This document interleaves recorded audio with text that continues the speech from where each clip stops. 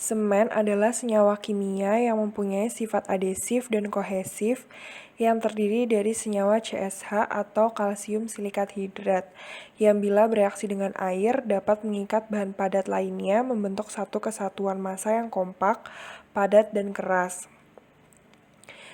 Semen adalah perekat hidraulis bangunan, artinya akan menjadi perekat bila bercampur dengan air. Semen telah dikenal dari zaman dahulu kala. Negara Mesir menggunakan bahan sejenis semen untuk membangun piramida, sedangkan bangsa Romawi menggunakan semen untuk membangun bangunan. Salah satu contoh bangunan bangsa Romawi yang hingga kini masih berdiri adalah Colosseum. Pada saat itu dibuat dari campuran batuan vulkanik dan batu gamping. Bahan dasar semen pada umumnya ada 3, yaitu klinker atau terak semen sekitar 70% hingga 95%, yang merupakan hasil olahan pembakaran batu kapur, pasir silika, pasir besi, dan tanah liat. Material kedua yaitu gipsam, sekitar 5% sebagai zat pelambat pengerasan. Dan material ketiga seperti batu kapur, pozola, abu terbang, dan lain-lain. Semua bahan baku seperti batu kapur, batu gamping, dan lembung digiling sampai halus, kemudian dicampur. Setelah campuran bahan baku tersebut dipanaskan di dalam sebuah tanur dengan suhu yang tinggi. Setelah didinginkan dan dikeringkan, bahan tersebut digiling halus menjadi semen. Bahan baku pembuatan semen terdiri dari bahan umum, bahan korektif, dan bahan tambahan. Bahan umum yang digunakan adalah batu kapur. Batu kapur merupakan batuan sedimen karbonat atau kalsium karbonat yang terdapat di alam. Batu kapur ini digunakan sebagai sumber senyawa kalsium oksida yang diperoleh dari dekomposisi senyawa CaCO3. Bahan kedua adalah bahan korektif. Bahan ini digunakan apabila terjadi kekurangan komposisi kimia dalam pembuatan semen-semen. Contohnya adalah pasir silika, pasir besi, dan tanah liat. Bahan terakhir yaitu bahan tambahan. Bahan ini ditambahkan ke dalam campuran semen untuk mendapatkan sifat-sifat tertentu dari semen yang dihasilkan, contohnya gipsam.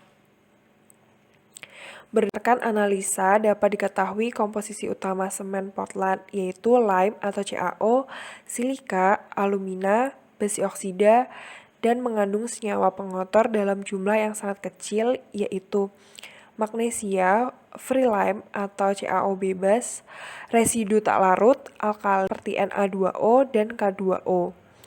Senyawa-senyawa tersebut didapat dalam semen sebagai mineral kristal fase gelas atau dalam keadaan bebas, dan juga sebagai larutan padat fase mineral. Mineral-mineral kristal yang terdapat pada semen dalam jumlah yang besar ada 4. Yang pertama, trikalsium silikat yang merupakan komponen penentu utama kekuatan awal semen. Yang kedua, dikalsium silikat yang merupakan komponen penentu kekuatan akhir semen.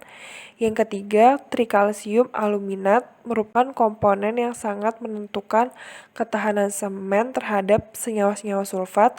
Dan yang terakhir, tetakalsium aluminat ferrit merupakan komponen senyawa yang menentukan warna semen dan hampir tidak berpengaruh pada kekuatan semen. Oke, selanjutnya menuju ke perbedaan semen, beton, dan mortar.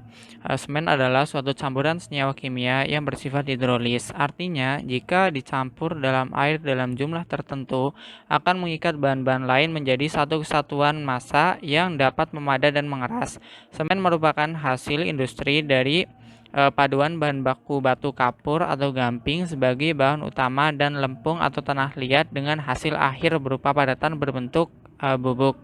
Kemudian beton. Beton adalah suatu campuran yang terdiri dari pasir, kerikil, batu pecah, atau agregat-agregat lain yang dicampur menjadi satu dengan suatu pasta yang terbuat dari semen dan air membentuk suatu massa mirip batuan. Terkadang satu atau lebih bahan aditif ditambahkan untuk menghasilkan beton dengan karakteristik tertentu, seperti kemudahan pengerjaan, durability, dan waktu pengerasan. Kemudian mortar. Mortar adalah bahan bangunan berbahan dasar semen yang digunakan sebagai perekat untuk membuat struktur bangunan. Yang membedakan mortar dengan semen, sebenarnya mortar adalah semen siap pakai yang komponen pembentuknya pada umumnya adalah semen itu sendiri, agregat atau pasir, terus air, dan berbagai jenis aditif yang sesuai. Mortar ada beberapa jenis, yaitu mortar semen Portland, mortar semen polimer, mortar kapur, dan mortar pozolan. Next. Oke, baik. Selanjutnya, kita akan masuk dalam pembuatan beton semen nano. Berdasarkan jurnal pengaruh komposisi nano semen pada perilaku beton, pembuatan semen nano ini dibagi menjadi beberapa tahap proses. Yang pertama ada tahap material. Tahap material semen ini diubah ukurannya ke nano menggunakan alat planetary ball mill atau yang biasa kita singkat sebagai PBM. Itu untuk mengkonversi ukuran semen ke ukuran nano dengan memanfaatkan energi tumbukan dari bola-bola baja yang bergerak pada kecepatan tinggi, sehingga tercipta mekanisme pengerusan oleh bola baja itu ke semennya. Yang selanjutnya itu ada tahap analisa. Analisa ini adalah untuk ukuran partikel dengan alat X-ray diffractometer yang dapat mengetahui apakah material semen ini dapat dikategorikan sebagai material nano dengan menggunakan persamaan Schwarzschild sehingga didapatkan ukuran dari butir kristal semen ini. Selanjutnya pada tahap 3, tahap pembuatan benda uji, yaitu dengan menimbang berat sesuai yang diperlukan dengan campuran air. Contohnya semen ini kan dicampur dengan air, makanya kita membuat komposisi si betonnya ini atau si semennya ini komposisinya harus yang sesuai gitu. Antara campuran air, semen, dan agregat halus dengan cara membasahi bahan yang telah disiapkan hingga merata dengan air hingga terjadinya proses hidrasi semen yang tadi sudah yang akan nanti dijelaskan. Selanjutnya pada tahap keempat, tahap pengujian. Pengujian ini dilakukan dengan beberapa pengujian yang akan nanti dibahas. Yang pertama adalah compression testing machine yang berguna untuk memperoleh keakuratan angka hasil kuat tekan untuk si semen beton ini. Yang kedua adalah universal testing machine yang berguna untuk memperoleh keakuratan angka hasil kuat tarik lentur pada beton semen nano ini. Yang ketiga adalah scanning elektron mikroskopi yang berguna untuk melihat sampel dengan perbesaran 2500 kali atau 7500 kali. Gunanya untuk melihat si nano-nano yang ada pada semen ini dilihat gitu bagaimana ikatannya. Begitu. Berikutnya adalah hidrasi semen. Sebelumnya kita harus mengetahui apa itu hidrasi. Hidrasi adalah pemisahan partikel-partikel zat terlarut oleh air. Berdasarkan dari definisi tersebut, hidrasi semen secara umum dapat diartikan sebagai proses reaksi berkelanjutan antara senyawa yang terkandung dalam semen, seperti silikat atau aluminat dengan air, sehingga terbentuk fasa cair atau pasta. Dapat dilihat tabel yang terdapat pada slide 6. Tabel tersebut merupakan kemungkinan reaksi yang terjadi dalam hidrasi semen. Berdasarkan dari tabel tersebut, dapat disimpulkan reaksi yang terjadi adalah reaksi pengikatan molekul air yang menghasilkan senyawa hidrat. Nah, dari reaksi-reaksi tersebut, menurut penelitian yang dilakukan Nugraha pada tahun 2003, ada dua proses reaksi kimia paling penting selama periode awal proses hidrasi. Yang pertama adalah reaksi antara trikalsium aluminat dan gipsum dari semen yang akan menghasilkan senyawa kalsium aluminat trisulfat hidrat. Yang kedua adalah hidrasi dari semen dan air menghasilkan senyawa kalsium silikat hidrat. Nah, proses hidrasi sendiri terjadi dalam tahapan mekanisme. Tahapan mekanisme tersebut adalah yang pertama yaitu tahap zero stage. Tahap zero stage yaitu ketika permulaan semen dan air pertama terjadi kontak. Nah, semen dan air pada tahap ini akan membentuk suatu gel. Selanjutnya adalah tahap first stage, yaitu kelanjutan dari tahap pertama. Gel-gel yang terbentuk pada tahap zero stage akan menempel pada permukaan partikel semen yang belum terhidrasi. Partikel semen yang belum terhidrasi jumlahnya sangat banyak. Kemudian gel-gel tersebut akan membuat lapisan pelindung untuk mencapai bagian dari semen yang belum terhidrasi.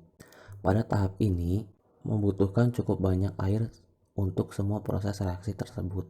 Tahap yang ketiga adalah second stage.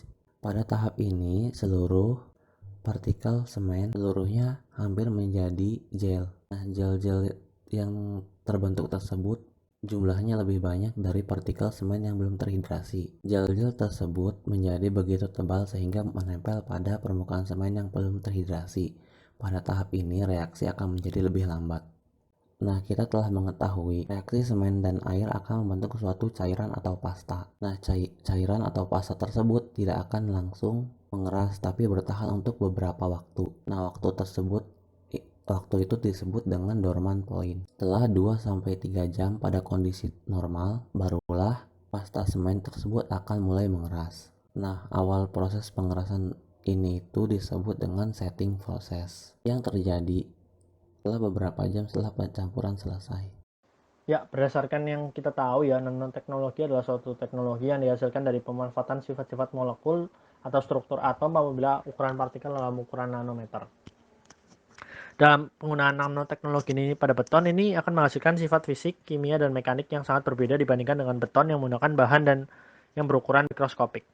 Penggunaan nanoteknologi dapat mengatur jumlah dan posisi bahan nano pada produk akhir hingga pada penempatan hasil kalsium silikat hidrat. Selanjutnya kita masuk pada karakteristik beton semen nano. Berdasarkan jurnal pengaruh komposisi nano semen pada perilaku beton, kita dapat menentukan karakteristik beton semen nano dengan pengujian tadi yang sudah disebutkan pada slide sebelumnya, yaitu seperti analisa butir, waktu ikat, kuat tekan, tegangan renggangan, dan ikatan agregat.